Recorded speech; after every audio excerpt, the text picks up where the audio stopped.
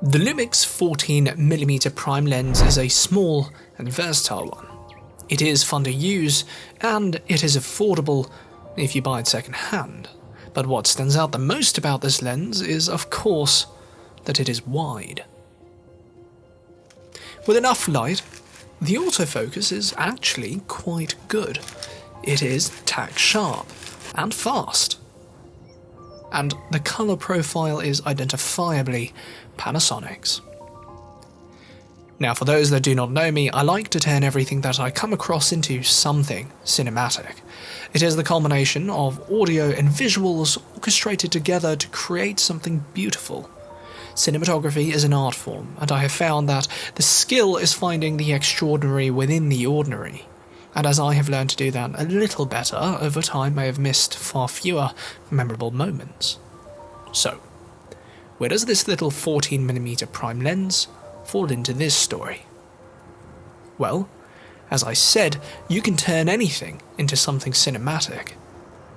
Take a look, for example, at this little mushroom.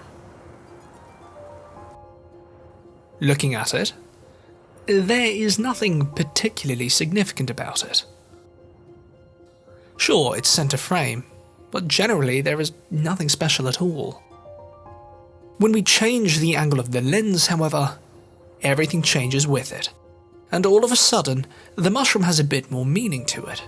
A bit more life, almost as if it belongs. Now, anything can be made to look cinematic, and if you are considering buying a 14mm lens, I would ask you, why? As I previously mentioned, the art of cinematography is finding the extraordinary within the ordinary, but this little lens is not the only one that can do this. There are other lenses out there.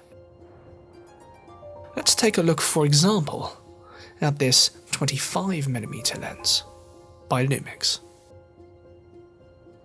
It looks just as cinematic, the colour profile hasn't changed, and the mushroom remains visually stunning. Now let's see what happens when I go back to a wide lens. Ah yes. And now I wonder, is this mushroom going to sprout something like legs and walk away? Is it going to be picked, or maybe even eaten, by a dog?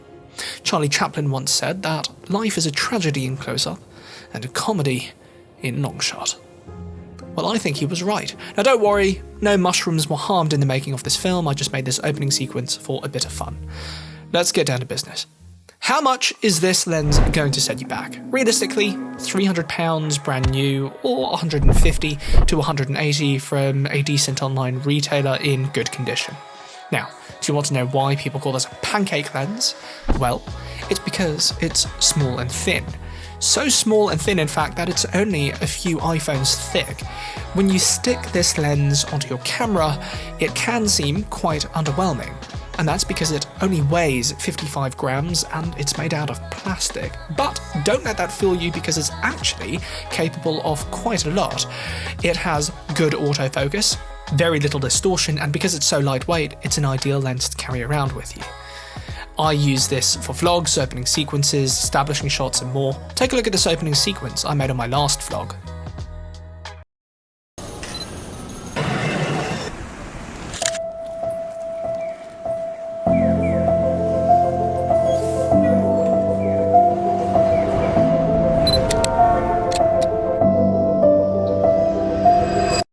Okay, so clearly this lens has a lot of uses, and when I bought this lens I knew I wanted to use it for my vlogs, cinematography and pictures. Take a look at this picture I took in London. The colours pop. The bokeh is really good, especially considering this was taken in the evening and the direction it was facing in. What more do you really want from your lens? Now what you need to ask yourself is, what do you want it for?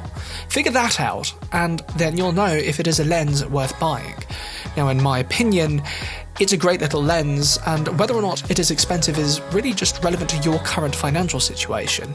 A £300 lens generally isn't that much, but when I bought my first lens, which was a wide, I wanted a telescopic lens to make my videos more dynamic. And then I wanted a wide lens and an ultra-wide lens, and it just kept going, and as it did, the cost just started to mount up more and more. One of my lenses cost £500, and for those that think that that isn't a lot of money, it sounds like you may have lived a more privileged life than you realise. So, now you know what questions to be asking yourself. And by the way, if you want to see how I made the Foley for my content, let me know, and I will make a video on it. So hopefully this video has helped you, and if it has, I would really appreciate it if you subscribe to my channel, and so that you don't miss out on any new videos. Also, the more subscribers I have, the more encouraged I feel to make more content, and right now my goal is to get to 1,000 subscribers, and I'm only on 29. So I think this is a good place to leave it for now.